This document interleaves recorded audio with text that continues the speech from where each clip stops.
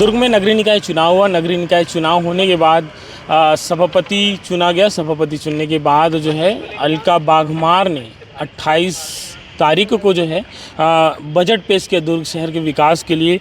और बजट जो था वो 519 करोड़ 92 लाख का बजट था, जिसमें कई ऐसे बड़े मुद्दों पर जो है मुहर लगाया गया उस शहर के विकास के लिए काम आएगा। उसमें से महिलाओं को जो है 25% की टैक्स में छूट दिया जाएगा। वहीं जो है हमेशा सुर्खियों में ये रहता था कि इंदिरा मार्केट जो है हमेशा यातायात व्यवस्था को लेकर विवाद में रहता था, जिसको लेकर मल्टी लेवल पार्किंग बनाया जाएगा। साथ में छात्राओं को जो है सैनिटरी नैपकिन मशीन भी लगाया जाएगा उनकी सुविधाओं के लिए। और पिंक टॉयलेट का निर्माण किया जाएगा। महिलाओं के लिए बर्तन बैंक खोला जाएगा। साथ में जो है आयुर्वेदिक पार्क का निर्माण भी किया जाएगा। महापौर सिटी माई ऐप योजना भी प्रारंभ किया जाएगा। इस ऐप के द्वारा जो है सरकार की योजनाओं का, शासन की योजनाओं का आम जनता तक जो है घर बैठे पहुंच पाएगा। साथ में महापौर सम्मान निधि और सबसे बड़ी बात यह है कि खेल एवं सांस्कृतिक विभाग की तरफ से दुर्ग आइडल जैसे बड़े कार्यक्रम का भी आयोजन किया जाएगा। बाकी जो है विजुअल में आप देख सकते हो कि किस प्रकार से जो है सामान्य सभा की बैठक हुई और बजट किस प्रकार से पेश किया गया अलका बाघमार ने। मैं रवि प्रकाश शिवनाथ संवाद के साथ आप बने रहिएगा। धन्यवाद। नगर पालिका निगम के दुर्ग के हमारी शहरी सरकार के पहले बजट 2025-26 में हमारी सरकार के कार्यकाल की शुरुआत हमने बनाया है, हम ही संवारेंगे मिशन को ध्येय में बनाकर दुर्ग शहर के विकास के पहिए को गति देने निकल पड़े हैं। दुर्ग शहर की जनता के ऐतिहासिक आशीर्वाद ने मेरे अंदर का आत्मविश्वास दोगुना कर दिया है। साथ ही महापौर पद की गरिमा एवं जिम्मेदारी का भी एहसास कराया गया है। इस जिम्मेदारी को सिरोधार्य करते हुए हमने आने वाले 5 सालों में दुर्ग शहर की जनता का माननीय मोदी जी एवं भाजपा के प्रति विश्वास का सम्मान करते हुए शहरी विकास के विभिन्न विभागों के दायित्वों को सम्मान एवं समभाव से निभाने वाले व्यक्तित्वों को प्रभार दिया है। मेरा पूरा विश्वास है हमारी शहरी सरकार पूर्व के शहरी सरकारों से हर मुकाम में सफल एवं श्रेष्ठ साबित होगी। माननीय सभापति जी, शहरी सरकार के गठन पश्चात सर्वप्रथम हमारा दायित्व आने वाले वर्ष का बजट ही है। पुराने स्वप्न संजोकर मेरी पहली पारी है। संगठन का दामन थाम कर संघर्ष अभी जारी है। हमारी परिषद का वर्ष 2025-26 का बजट खुशहाली एवं समृद्धि का बजट है। जनता की उम्मीदों और अपेक्षाओं का बजट है। अगले वर्ष की कार्य योजना विकास के पहिए को गतिशील रखते हुए जनता के विश्वास का बजट है। इसलिए बजट के वर्ष 2025-26 के बजट का परीक्षण उपस्थिति सदन के भाइयों बहनों एवं दुर्ग शहर की जनता को समर्पित करती हूँ। सभापति महोदय, आपके माध्यम से मैं सदन से आग्रह करती हूँ कि बजट 2025-26 को अंगीकृत करने का कष्ट करें। इसी एवं व्यवहारिक बजट आपके समक्ष प्रस्तुत करने का 100% प्रयास हमारे द्वारा किया गया है। माननीय सभापति महोदय जी, पूर्ववर्ती सरकारी शहरी सरकार द्वारा जो भी कार्य किया जाता है उसका परिणाम या लेखा जोखा जनादेश के रूप में प्राप्त होता है। पक्ष या विपक्ष जो बजट का एजेंडा आया था उसमें मुझे घोर आपत्ति है और आप माननीय सचिव महोदय को निर्देशित करें कि इस प्रकार का एजेंडा न भेजा जाए। नगर पालिका निगम दुर्ग सभागार में आयोजित किया गया। माननीय सभापति महोदय, इस सभागार को बनाया हमने है और MIC से पास किया, उसके बाद सामान्य सभा से पास हुआ। इस सभागार का नाम सद्य मोतीलाल वोरा जी का नाम से रखा गया था, क्योंकि इस एजेंडा में उनका नाम नहीं है। आगे भविष्य में जब भी कभी ये इस टाइप अपना एजेंडा आया तो उसमें माननीय सद्य मोतीलाल वोरा सभागार लिखा जाए। ये आप अभी तत्काल निर्देशित करें सचिव महोदय। आपसे निवेदन है। भैया, सभागार में कितना पैसे बना दिया ये और कितना कमीशन खाए?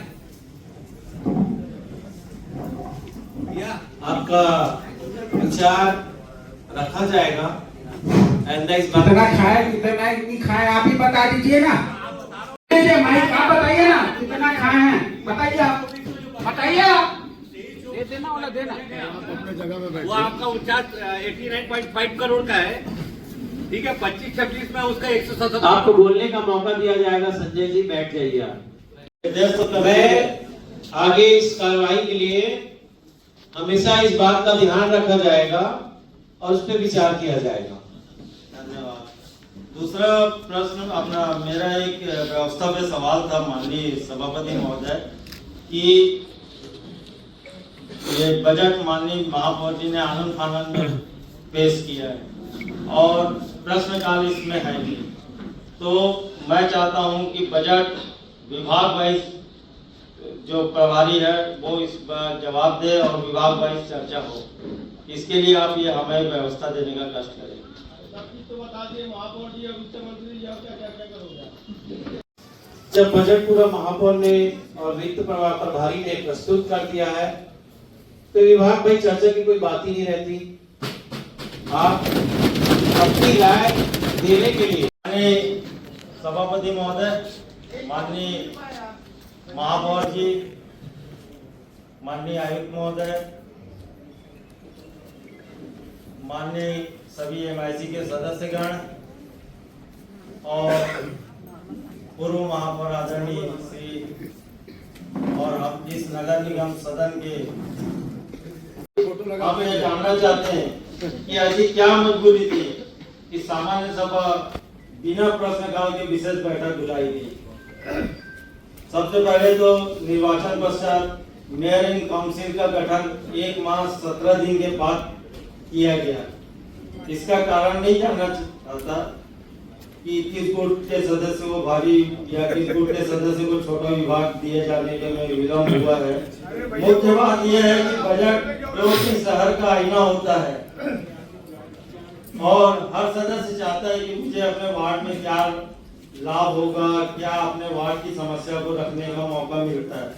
मेरे अनेक साथी ऐसे हैं जो पहली बार निर्वाचित हुए हैं, चाहे वो किसी भी पार्टी के सदस्य हो, उनकी अपेक्षा रहती है, किंतु विशेष सभा बुलाई गई। कई ऐसे सदस्य होंगे जिन्हें बजट से क्या है, मान्यता है क्या है, वास्तविक है क्या है, मात्र सुझाव मांग लेने से विकास नहीं होता। यह बजट आनंद फानंद में पेश किया हुआ है, नजर आ रहा है। इसमें माननीय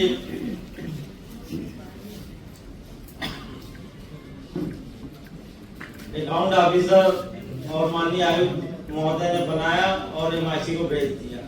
एमआईसी ने 2 घंटे में बजट को पास करके सामान्य सभा में भेज दिया।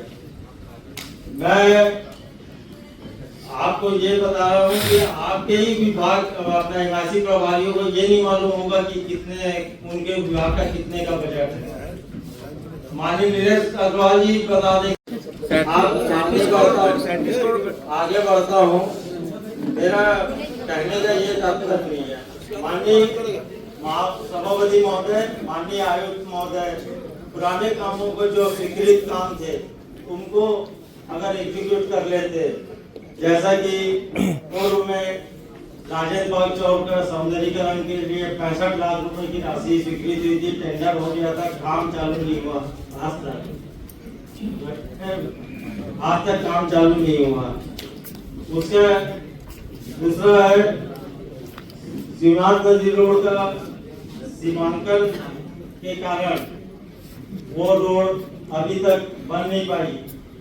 आप खुद अपने पार्षद साथियों के साथ कलेक्टर महोदय से मिले और उस रोड को तत्काल पूरा करने का आपने आवेदन दिया, लेकिन हमारे ना आयुक्त महोदय को क्या बोलते हैं इसकी चिंता है, ना हमारे अधिकारियों को इसकी चिंता है कि आज तक उस रोड का सीमांकन नहीं हुआ, वो रोड अधूरी पड़ी हुई है। मैं माननीय आयुक्त महोदय जी आपसे निवेदन करता हूँ, काम को एग्जीक्यूट करिए। मस्का लगाने के लिए आप यहाँ पर मस्का लगाने में आप व्यस्त हैं। मैं आपको बताता हूँ कि शहर में 2 विधायक हैं, एक महापौर जी है, एक सांसद जी है। आप किनको किनको मस्का लगाते रहेंगे, मस्का लगाने के चक्कर में आप फंस जाएंगे। जितना चाबी भरा उतना ही बोला है रोकने के बता लिए। देता हूँ, बता देता हूँ। 6 माह पहले भूमि पूजन हो गया, जगह तय हो गई, आपने उस जगह को चेंज कर दिया, आपने पुत्रीशाला में बनाने की बात कर रहे हैं। माननीय सभापति महोदय, अगर पुत्रीशाला में शिक्षक नगर पानी टंकी का निर्माण होगा, जो कि पुत्रीशाला 1906 की बनी हुई है और वो एक विरासत के तौर पर हमारे दुर्ग नगर निगम में है, अगर उसको तोड़ेंगे और वहां पर पानी टंकी का निर्माण होगा तो ये कांग्रेस बासठ दल आंदोलन करेगा। शिक्षक नगर टंकी का जहाँ पे के बनने से आसपास के 6-7 वार्डों को लाभ मिलेगा। मैं अभी महापौर जी ने नगर उत्थान की बात की, जिसे 25 करोड़ रुपए आए। कुछ दिन पहले मैंने अखबार में पढ़ा था कि माननीय कल्याण यादव जी विधायक ने ये कहा कि ये 25 करोड़ रुपए नगर उत्थान के तहत हमने राजेंद्र पार्क से ग्रीन चौक से IMA चौक तक के रोड का चौड़ीकरण करने के लिए हमने 25 करोड़ रुपए लाए।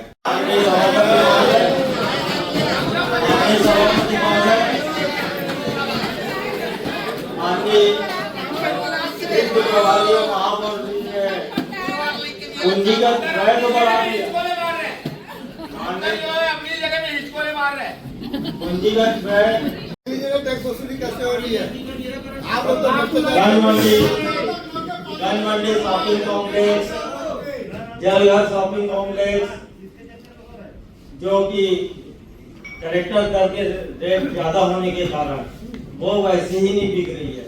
पहली दूसरी बात, जलघर शॉपिंग कॉम्प्लेक्स और गन मंडी शॉपिंग कॉम्प्लेक्स आपने बना तो दिया था, लेकिन उसकी जमीन का हस्तांतरण नहीं किया था। और जमीन का हस्तांतरण हमने किया। आज वो हमारी संपत्ति है, आज वो हमारी संपत्ति है। 5 साल आपकी भी सरकार थी, अभी तो लाए हमने, 5 साल आपकी भी सरकार थी, संपत्ति। सभापति महोदय, जो ये आप बोल रहे हो कि सुझाव है, सब चीज संभव है, अगर आप करना चाहें तो सब संभव है। उसी तरह मेरा दूसरा सुझाव यह है, दुर्ग शहरवासियों को भिलाई जाना है रिसाली, तो जेल तिराहा से होकर तालपुरी होकर वो जो रिसाली जाते हैं, तो ठगड़ा नहर बांध के किनारे अप्रोच रोड बनाया जाए जो सीधा बिजली निगम को जोड़ता है, मैत्री कुंज रिसाली जाना हमारा सरल हो जाएगा। तो मेरा ये सुझाव है, और मैंने अच्छे सुझाव दिया है। कोई बंजारे जी, आपकी ट्रिपल इंजन की सरकार है, आप लोगों को इसमें गंभीरता से विचार करना चाहिए।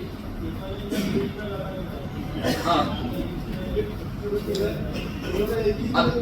अभी हमारे नेता प्रतिपक्ष जी ने जो पानी टंकी का जिक्र किया है, पानी टंकी कब बना, उसका विस्तार हुआ, उसका लाभ मिल रहा है, लेकिन लोगों से बेतहाशा टैक्स वसूली हो रहा है। पानी टंकी निर्माण हुए 3 साल हुआ है, पानी आए 1 साल हुआ है, तो उन्हें 1 साल का टैक्स देना चाहिए कि 3 साल का टैक्स देना चाहिए? गंजपारा पानी टंकी पद्मापुर में मैं उसने कमिश्नर जी से मिलने के लिए मैं खुद स्वयं जाना चाह रहा था। फिर मैंने देखा कि भाई मैं भी एक बार ट्राई करके देखूं फोन उठाते हैं कि नहीं उठाते हैं। मैंने भी फोन लगाया कमिश्नर जी को, फोन ही नहीं उठा। मैं हो सकता है कलेक्टर मैडम के साथ ही, उस समय मैडम कलेक्टर मैडम थी, अभी तो आए हैं, तो उससे बिजी होंगे, मीटिंग होगा, ये होगा, ऐसा लगा मुझे। दिन भर मैं मोबाइल को पकड़ के बैठा था, अब कॉल करेंगे, अब कॉल करेंगे मेरे को, मगर मेरे आंखों से आंसू निकल गए थे। सर मुझे मैं क्या बताऊंगा, तो ये मेरा ये पीड़ा है। महापौर जी,